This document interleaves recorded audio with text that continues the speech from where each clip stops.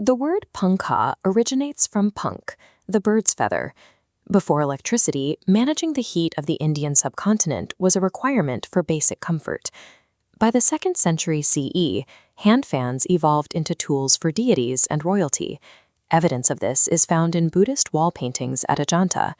These frescoes depict attendants using plumed fans to cool central figures, marking the tool as a symbol of divine rank. The physical requirements of these fans varied significantly.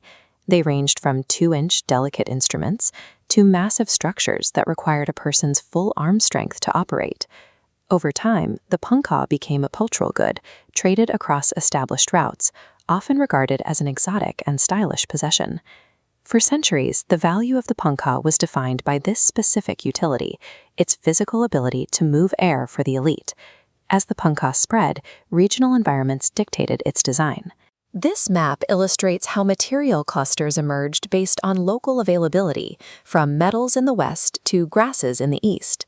In Rajasthan, artisans incorporated heavy ornamentation, such as zardozi, a technique using encrusted gold threadwork to decorate the fan's surface.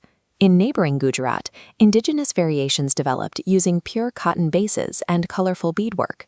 The addition of sparkling mirrorwork in Gujarat signaled a shift in use, as these fans began to serve as wall decorations.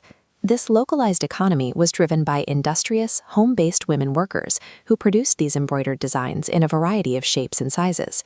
To the east, in Bengal and Odisha, the craft relied on local botany, specifically palm leaves and the milky white sola grass.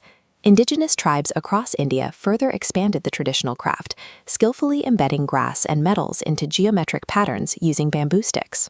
Geography transformed the pankha from a simple tool into a physical record of a region's natural resources and cultural identity.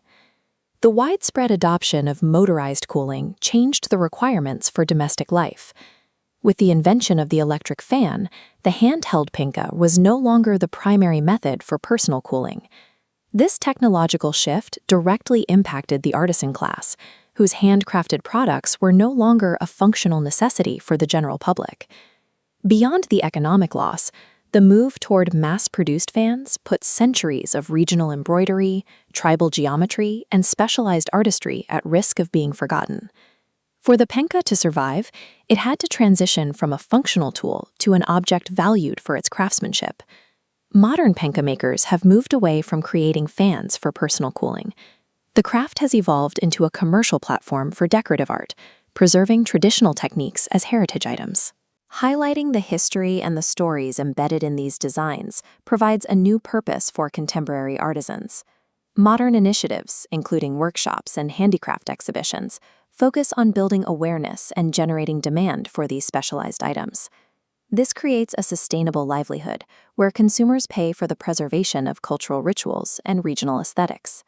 This renewed interest allows artisans to showcase their skill in beadwork and weaving, helping the pankha regain visibility. While the materials, the palm leaves, brass, and silk, remain the same as those used centuries ago, the reason for their production has fundamentally shifted. By transitioning from a functional utility to a recognized craft, the pankha has secured its presence in a modern, technological society. The pankha remains a tangible link to India's regional traditions, sustained by the artistry of the makers who continue to practice the craft.